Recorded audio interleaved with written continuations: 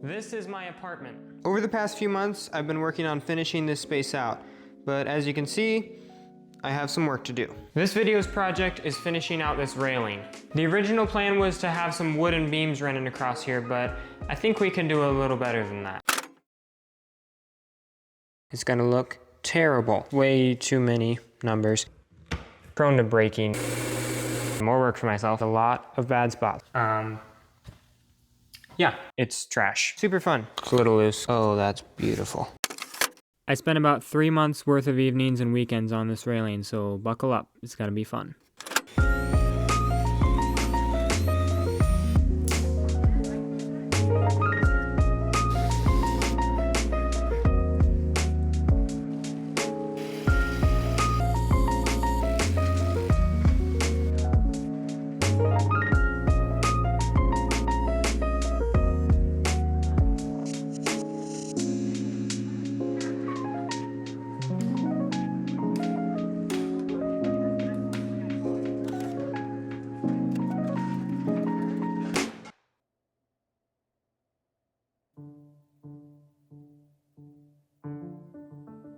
I went through a lot of designs for this project. Everything I found didn't quite do it for me. Too complicated. Too repetitive. I don't have a CNC. Now we're getting somewhere. To be honest, I didn't even know what I was looking for. I just knew when I found it, I would know. And I found it.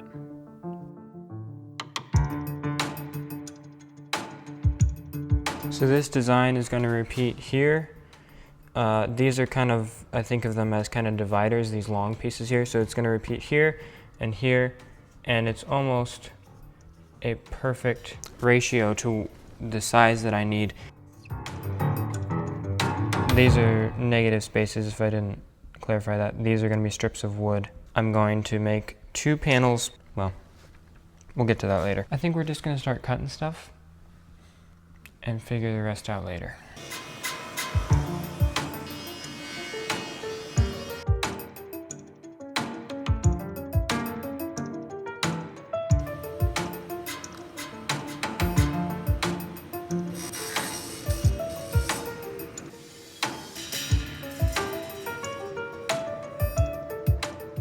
I'm going to show you how I figured out the scale for this grid. So the first step was to measure my spacing between my posts and the wall. So this is one space and this is another space. I ran into a problem. No. The problem was this one is 2 3/4 smaller than this one. This is a problem because this is very nice and uniform. And if you have this ending in some random spot, it's going to look terrible. So we'll get to that problem in a second, but first I had to figure out the overall scale for this because I just found a picture of it and I drew it on here and I had no idea what any of the dimensions were going to be.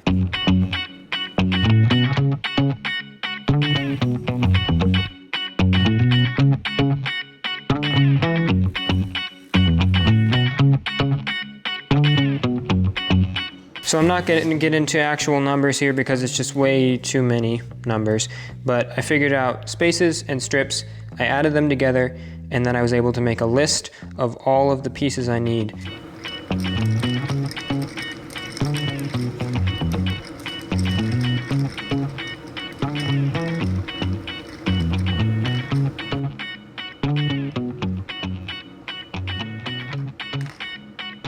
I keep saying frame because there's going to be a 2.5-inch frame going around each set of grids.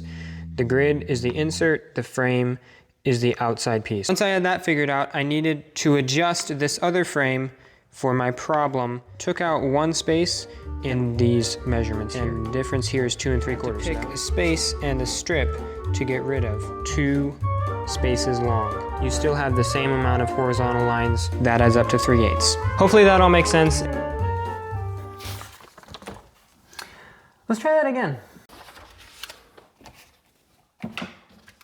All right, here's the idea. So we have our frame and we have our pattern starting with what I'm calling a bridge piece. Then our pattern starts and it goes all the way over here. And since we have 2 different sizes of frames, because our spaces are different sizes, the pattern is going to end in a different spot over here.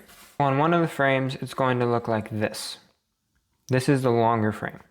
The shorter frame is about 2 3/4 smaller.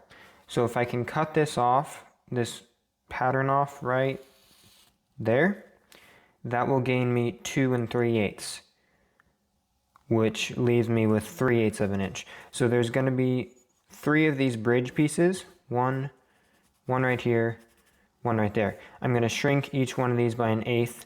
You'll never see it. This is the only thing that's really going to be noticeable, and I think it's going to look okay. I switched to the miter saw for the smaller pieces and found out it's way faster than the table saw, especially because the stop block was thick enough for me to cut 2 at a time. Here I'm sorting through all the strips and sanding the sides I won't be able to access with the sander after I assemble the grids. The name of the game here is Simple Systems. I'm making sub-assemblies of the grid with some jigs to help with accuracy and simplify the next step.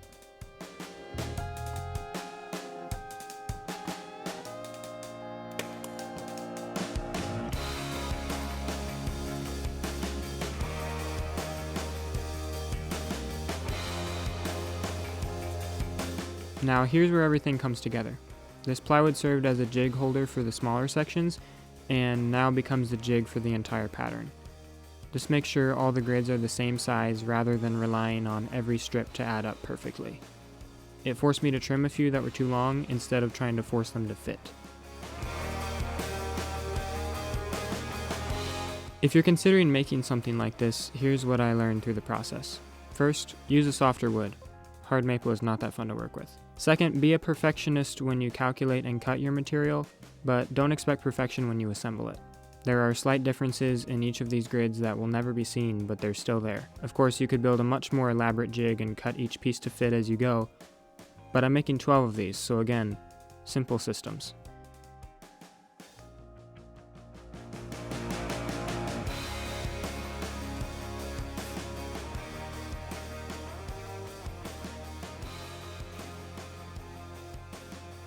Okay, it's been a while since I've worked on this, and I made a couple design changes and more work for myself, so let me show you those. The original plan had grid sandwiching a piece of glass in the middle. So obviously you're gonna have like a little shelf every 2 inches that you have to dust.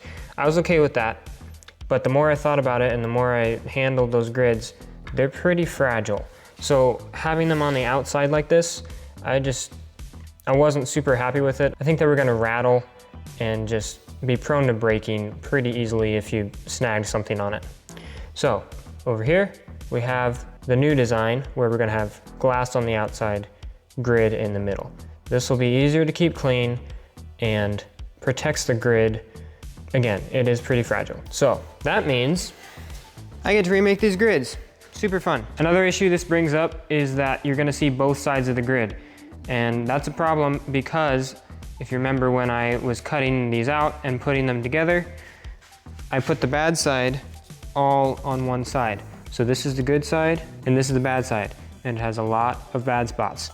So you can see I stained this before I changed the plan, and I'm having to resand it so that both sides look good. Same with all of these. However, I only have to sand half of them.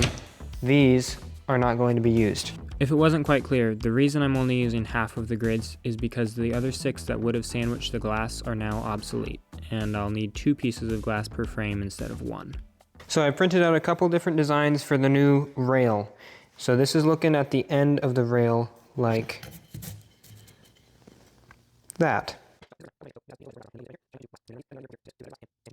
Now this design, I've cut this channel out where the block was holding up the glass, and a piece of plexiglass would go in here. Again, this would be mirrored over here. So the plexiglass would be in here to support the glass and the grid, and then the glass again. The LEDs would still go down here, but they would shine up into this plexiglass, which would be diffused, and it would give more even light to all 3 areas. Okay. I got that cut, slides right in. It's a little loose because I cut it on the bandsaw. So You can see it diffuses that really nicely, so you don't see any of the raw wood really. It's just kind of one uniform color. Just like that. Oh, that's beautiful. So we're gonna have a nice lip there. Glass on this side too. Yeah, that looks really good with that plexiglass under there. Just finishes everything off.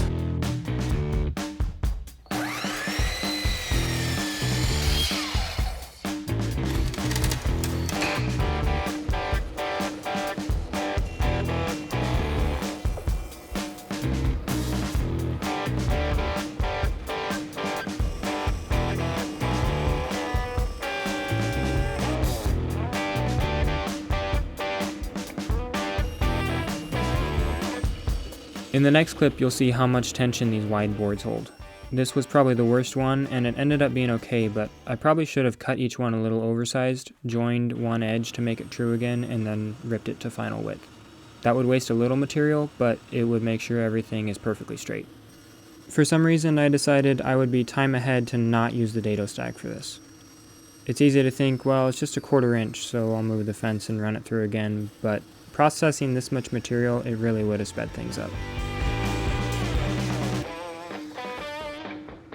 So I made these rails about 10 inches long, so I'd have plenty of room on either side if there was a little defect or a crack. I don't even know if I'm in frame. I'm gonna cut one end of all of these rails at a 45 so that I am not moving the miter saw back and forth. It'll just give me more consistent cuts. And then I'll measure out the different lengths I need and cut the other miter. I'm using an aluminum square to double check that the saw is calibrated. Now I won't change the angle again until all my miters are cut on this side.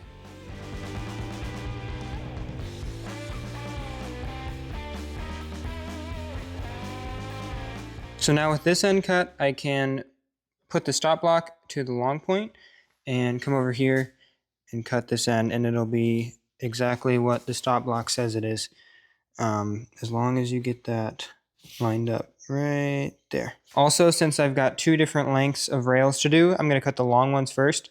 That way, if I mess one up, I can cut it shorter versus cutting the short ones first, and then if I mess one up, it's trash.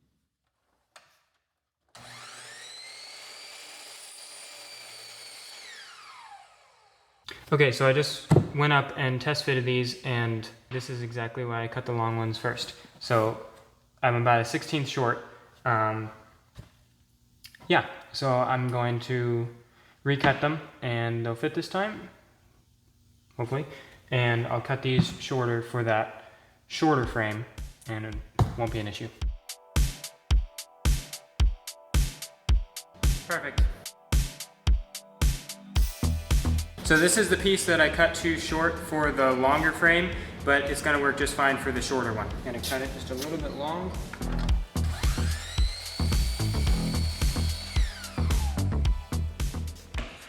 Okay, all the short ones get cut the same length. So I've got this scrap piece of wood here because I didn't really like how the stop block was sitting up against the miter.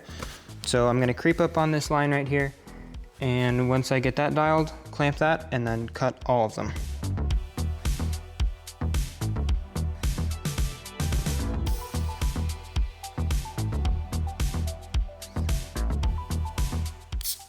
It's a new day. It's time to assemble these.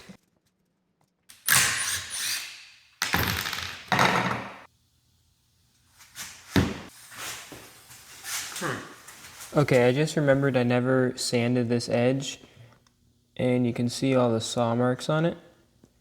So it's gonna be a lot easier to sand it before I put these together. So I'm gonna do that real quick.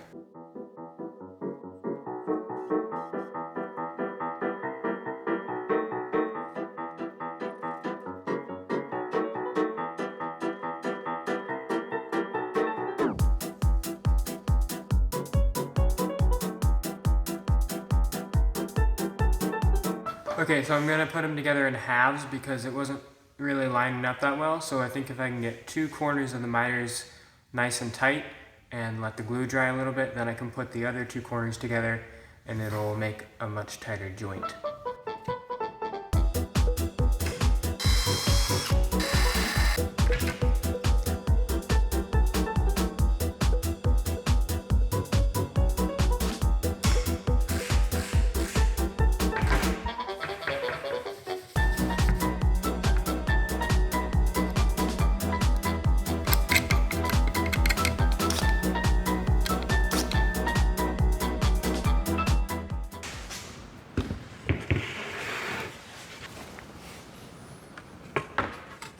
Okay, okay, the glue's been sitting up for over 30 minutes, so I'm ready to finish putting these together.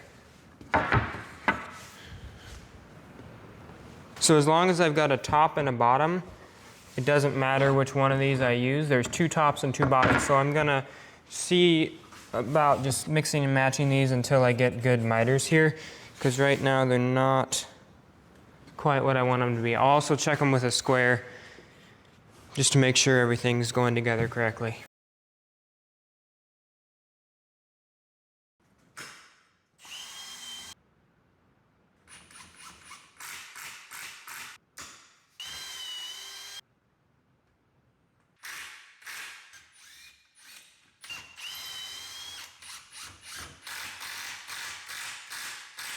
I don't know if you could tell what was going on there, but the original screw I had was going in here, and it just barely made it to where it wasn't poking out the side of this groove, and so it wasn't biting very well, and it wasn't closing the miter very good because there was a gap here and it was touching here. So I grabbed a longer screw and I drilled it at an angle so that it just, I think it has more power pulling perpendicular to this. So yeah, I probably should have done that for all of them. I just realized I missed some important context here. My apartment, or the loft as it's nicknamed, is right above the office in the shop. I don't think I would have attempted something this complicated if it wasn't 10 steps away from my workbench. Okay, so this is a perfect fit here, but down here it needs some taken off. So I'm going to scribe all 4 of these frames, and then I'm going to cut out for these notches, and that's how it'll mount to the railing.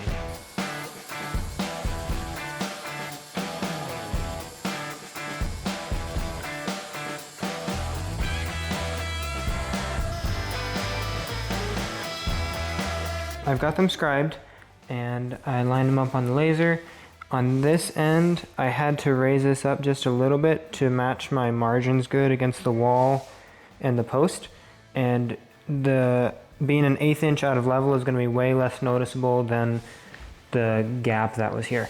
So that's why that's like that. I've got a really accurate mark to the top of this piece of angle here. And that's where I'm going to router out a channel for each one of these to slot into. And then it'll be mirrored on this piece when it folds up. On this end, I've just put a mark here, and I'll put another one down here. But I'm going to somehow put a block and attach it to the wall and then do something pretty similar to over here, just out of wood.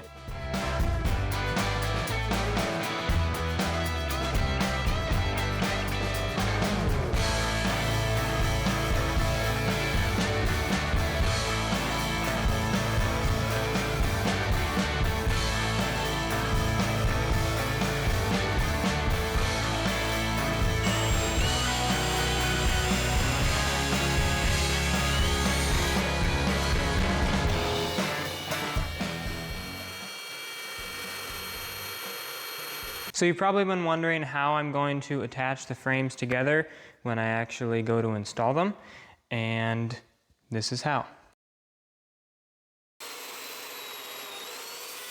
You saw me use these at the beginning of the video when I made the trim board to go around the posts, and I'm going to use them again because they're so awesome. And here's how they work. You cut a slot in each board like I did, and then you just push it together. No external fasteners. You literally just push the boards together and it's done.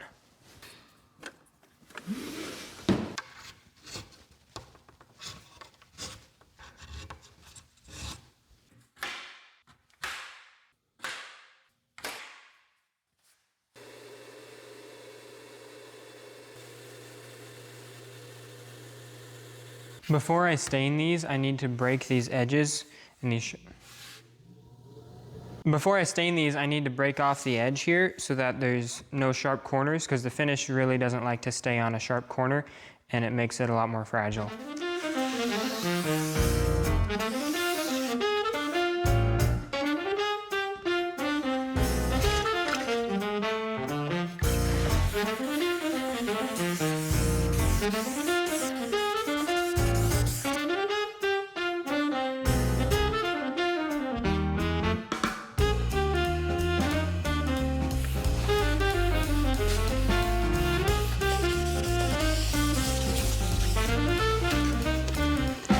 While these are drying, I'm going to go upstairs and see about fishing some wires for the lights.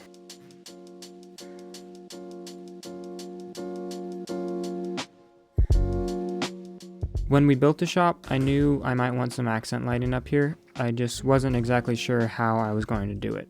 So before we hung drywall, we ran some Romex into this half wall, figuring that I could fish it out later. The other end goes into an outlet box behind the entertainment center and was capped off for the time being. Since this is low voltage lighting, I'm going to use the Romex to pull some smaller stranded wire through to the entertainment center. Then I can splice to a transformer and plug it into the wall outlet. This way I'm not burying anything in the wall and I can access it if something stops working. If you're gonna buy nice side cutters, buy Knipex or Knipex. These Milwaukee ones aren't that good.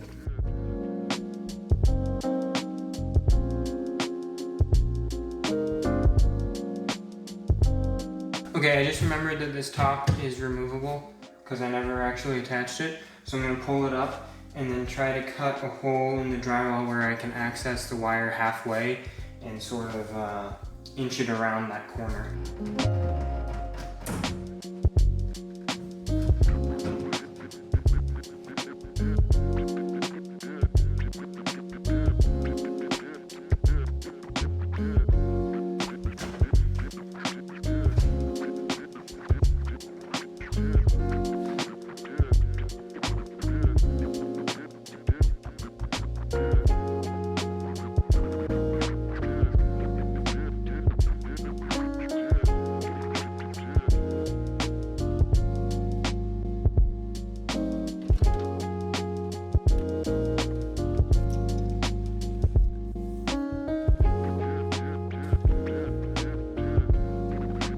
Okay, just got the wire out, so that's really awesome. I've got it sticking out of the wall right here, so now we can wire up the LEDs and then wire this other end to the transformer.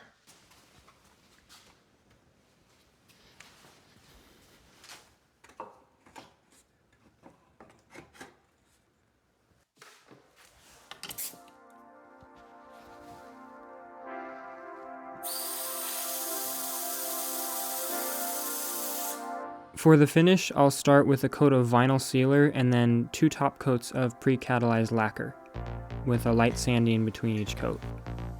We've switched to conversion varnish for our cabinets, which is more durable, but it's a 2-part mixture and kind of a hassle to set up. The lacquer is still good protection and a bit less of a process.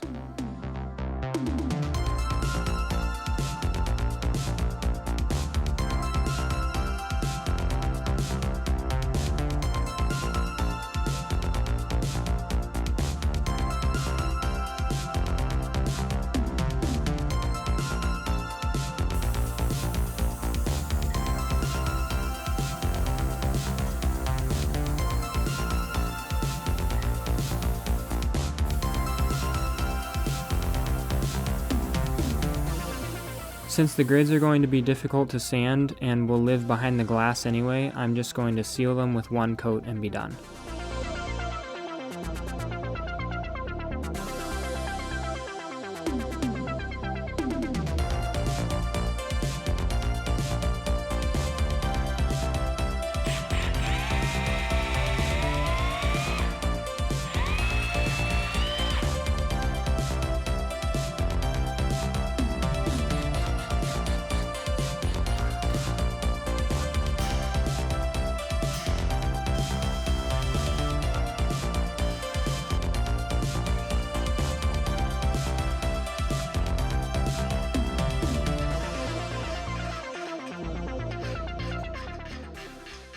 So the reason I drove such a large hole is for this LED strip light to just go straight through the post. That way I don't have to solder anything or splice anything. It's just going to run a circuit around here, and then if the post is right here, it'll just go straight through the post into the other frame. And so I have just enough LED strip to go around each frame once. So there's one for this side of the frame, and then another controller strip and power supply for the other side of the frame. And that's why there's 2 switches. That way I don't have to solder anything. I can just run the strip light straight through and I think it'll just be simpler. It's gonna require a little bit more work when I install it, because I'll have to put the strip in as I install it. But it's what I decided to do, so. I also routed out the corners of the frames so that the light can bend easily through here and it can maintain contact with the wood, because from what I've read, you always want it to be able to contact something that will at least try to dissipate the heat. I know wood isn't ideal for that, but it's better than just air. So that is the idea here, and then it's just not trying to bend such a sharp corner. If you can't tell by now, this project took a lot of time. So much more than I could convey on video, and even if I could, I wouldn't, because it would be incredibly boring. I've never seen something done like this before, let alone done it myself, so I'm pretty much making it up as I go. On top of all that, this is one of the first projects I've ever filmed, so it took a while to figure out how to clearly show what I'm doing in an efficient way. All that to say, I don't expect anything from viewers. This is free after all. But if you enjoyed this video so far, consider giving it a like. That's probably the best way to let me know what type of videos to make. And if you want to see more loft projects, you might want to subscribe, because I've got a list of videos and a lot of work to do.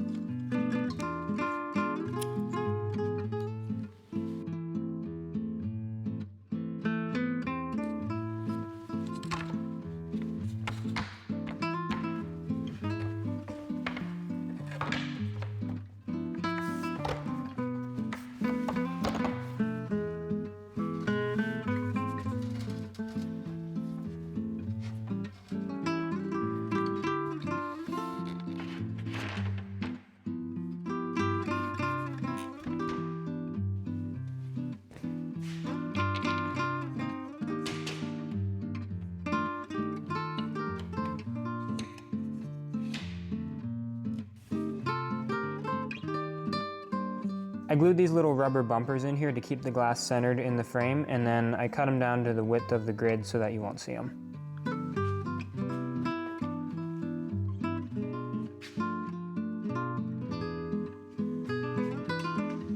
Nice. Nice.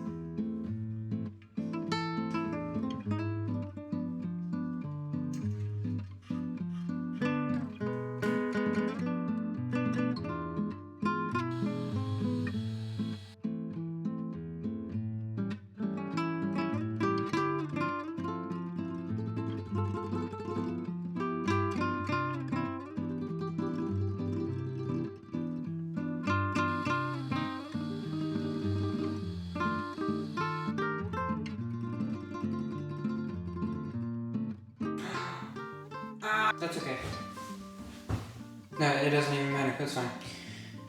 Oh wait, yeah, it does. Shoot. It's too late for this.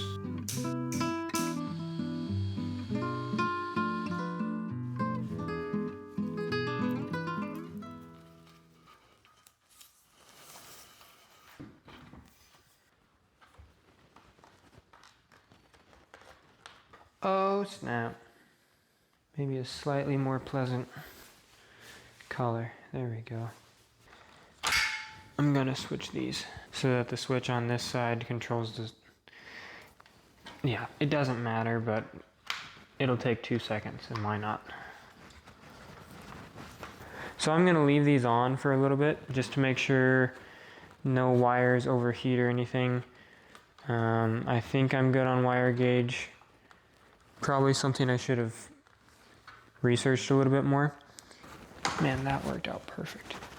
I'm honestly not that worried about it because I had these on earlier before I put this in here, and I just left it around for like 10 minutes or so, and they never got even warm. So trying to get everything that's going to be enclosed as clean as possible, because once I get everything snapped together, I don't want to have to take it apart and try and clean it because I didn't get it right the first time.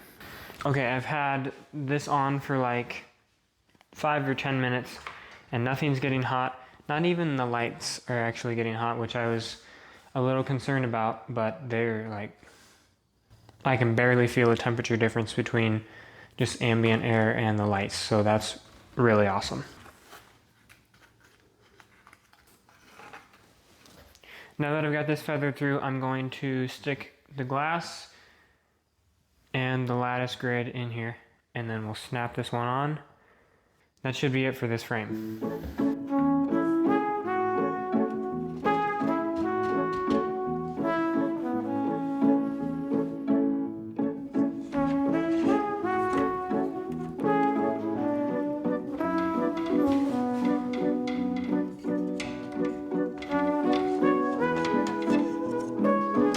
Okay, this is gonna be really difficult. I just realized how many things have to happen at once. Hey, could you come down here for like 10 minutes? I need your help with the railing. Thank you. Bye. 10 minutes. This could easily turn into half an hour. So this strip will get pulled through here when we put the frame in. Okay. This wire has to tuck in the dado back here. Okay. And then we have to put this piece of glass in first. The big piece of glass? Yeah, right there. Okay. So that's first, and then we put the frame on and snap it in. Okay.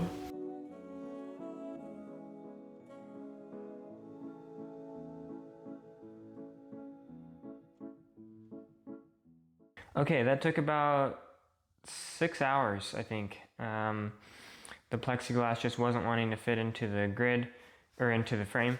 So yeah, that took a while. I think I've got this next one sorted out a little bit better so that it doesn't take quite so long and isn't quite so frustrating. This ended up breaking off. We tried to force this corner a little too hard, so I'm going to glue it back in and it should disappear.